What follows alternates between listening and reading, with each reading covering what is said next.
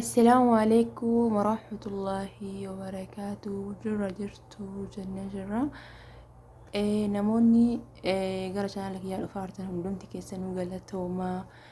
Warroonni dhufaa jirtan immoo viidiyoo subscribe like share godhaa. Warroonni duraan jirtan immoo viidiyoo like share godhaa jajjabeessaa. Haamilee nuuf ta'a nuti waluma qabna waan ta'eef viidiyoo keenya like nu godhaa subscribe godhaa. Yeroon fi sil viidiyoo like goota viidiyoo nama carraan baay'ee gara gahu argata waan ta'eef viidiyoo like godhaa. Maaliif jennaan yeroo viidiyoo like gootan sirraa dhasa kallee hin jiru nu immoo nu fayyada. Kanaafuu like godhaa. Hadhaan tanas seenaa jaalalaa qabadde dhufeen jira.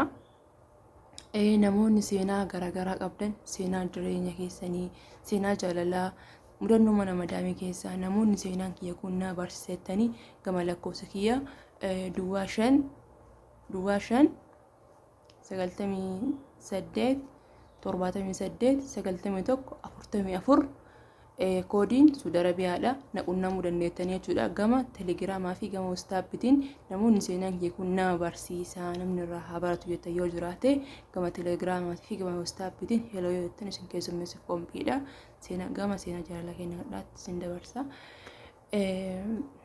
Seenaani shamarran lamaanii biyya namaa keessatti wal baratanii bakka hojiitti wal baratanii jechuudha.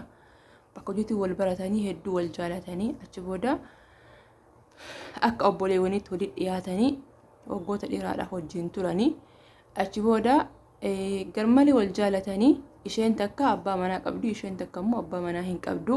Isheen abbaa manaa qabdu tun kara biyyaa galuuf kaati.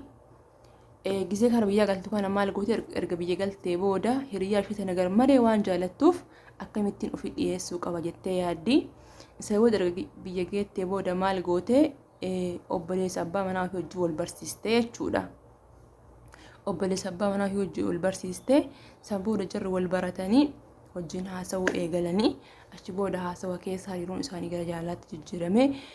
Baay'ee wal jaalatanii baay'ee waliif ta'anii yaa qilleessa raallee ta'u bilbilaanii baay'ee waliif galanii yaada keessa isii osoo ittiin himatin naaf beeka jettee. Isa booda baay'ee wal jaalatanii baay'ee waliif ta'anii innis baay'ee jaalatte isheenis baay'ee jaalatte osuma akkasii jiranii waggaa 2 xumursisanii jechuudha qilleessaraan. Innis barumsa irra waan jiruuf barumsa ofii xumure yaa isiillee dalagachuu waan barbaadduuf waggaa 2 gayaan jaalalaan jechuudha.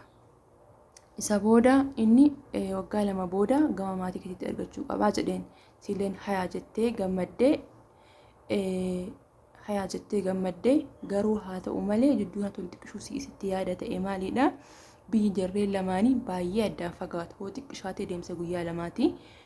Inni kun immoo fageenya biyya isaanii lamaa kun baay'ee isii yaaddessee sababbiin isii yaaddesseefis maatiin ishee mungkin ishin jedhanii waan ta'eef garuu mootuyyuu namni yoo dhugaa wal jaalate fageenyi nama daangessa yaaduun akka yaada kiyyaatti garuu immoo maatiin murteessaadha. Kanaafuu maal godhee inni gama maatii isii ergate yeroo gama maatii isii ergatu maatiin isii hin didanii jechuudha. Inni abaa kanatti waan godhan hin dhabanii irra deddeebanii gama maatii isiitti ergatanii maatiin isii hin didanii isiillee bakka maatii isii didanii tooma gochuu waan hin dandeenyeef addaan bayuu murteessan. Addaan bayuu murteessanii isa booda ol dheebbisanii addaan bayanii yoo dirqama waan ta'eef ka erga maatiin ishee hin jennoon isiin gootuun jiru waan ta'eef isiillee waan maatiin keenyaa eeyyamnetti hin deemu waan jetteef addaan bayuu murteessanii yoo jaalala isaanii achitti haadhaaban malee akkuma obboleewwaniitti wal dubbisanii. Isa booda isheen kara maatii ishiirraa abbaa manaa ni dhufee fi maatiin ishee ni fidaniif jechuudha filannoo isaanii. Isa booda ni heerumte. Abbaan manaa kiyyaa ammatti heerume kunis nama baay'ee gaariidha. Nama baay'ee na jaalatudha. Anis baay'ee jaaladhee jira naaf ta'ee jira. Haaluma kanaan osoo jirru hiriyaa keessa duraa kanaan immoo bilbilaan inni wal dubbisna.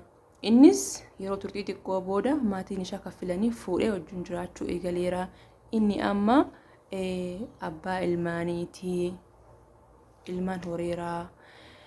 Anis bultii kootitti baay'ee gammadee jiraachuutti jira. Abbaan manaa koos baay'ee na jaalataa baay'ee na kabajaa. Anis illee akkasuma haa ta'u malee garuutuyyuu ilmoo argachuu hin dandeenye jette. obboleettiin keenya kun jechuudha. Ani ilmoo argachuu hin dandeenye erga bultii seenii gara waggaa horkeessan jira. Garuu mootuyyuu ilmoo argachuu hin dandeenyette. Kun mootuyyuu qadara rabbiiti. Rabbiin guyyaa ofii fedhetti yeroo ofii fedhetti waan hundaa namaa kenna waan ta'eef asumaanuyyuu obboleewwan keenya du'aayii godhaa fi obboleettiin rabbiin si haa badhaasuu sin jenna. Rabbiin danda'aadha waan ta'eef rabbiin ilmoo si haa kennu. Kanaafuu obboleettiin keenya kun du'aayii naa godhaa jetti. Kanaafuu rabbiin ilmoo si haa kennu jedhaa du'aayii godhaa fi seenaan keenya guyyaa hadhaa isa kana fakkaata. Ana asirratti nu dubbachuu barbaadu yoo jiraate yeroo tokko tokko irra guddaan keenya akka fedhii kenna osoo hin taane akka fedhii rabbii jiraannaa jechuudha. Kanaafuu namoonni wal jaalatanii wal argatanis namoota muraasa. Kanaafuu obboleettii keenya rabbiin inna obboleewwan kiyya du'aayii godhaa fi obboleettii rabbiin ilma si waa foqusin jenna. Seenaan kiyya guyyaa hadhaa kana fakkaata. Xiqqishoosii seenaan si keessa garaa nama nyaata. Garuu mootuyyuu mukni yookiin osoo heerumee ilmoo argachuu hin argadha jettee yaadu osoo hin taane qadara keessanii waan ta'eef rabbiin inshaallah si waa foqusin jedha. Obboleewwan kiyyas asumaan du'aayii godhaa fi akka rabbiin yeroo gabaabduutti ilma isii kennee isii gammachiisuu du'aayii godhaa fi isiniin jedha. Seenaan keenya guyyaa hadhaa kana fakkaata. Asumatti aansu namoonni seenaa garaagaraa abdan seenaan keenya nama barsiisaa jettan hundi keessanuyyuu gama teelegiraamiitii fi gama waastaappii kiyyaatiin na dubbisuu hin dandeettanii. Viidiyoon kee yoo isinitti tolee laayik sheer godhaa isiniin jedha. Assalaamu alaikum warahmatullaahi wabarakaatuh. Hanga viidiyoo biraatti walitti deemnutti nagaa fi rahmata rabbii keessa jiraadhaa.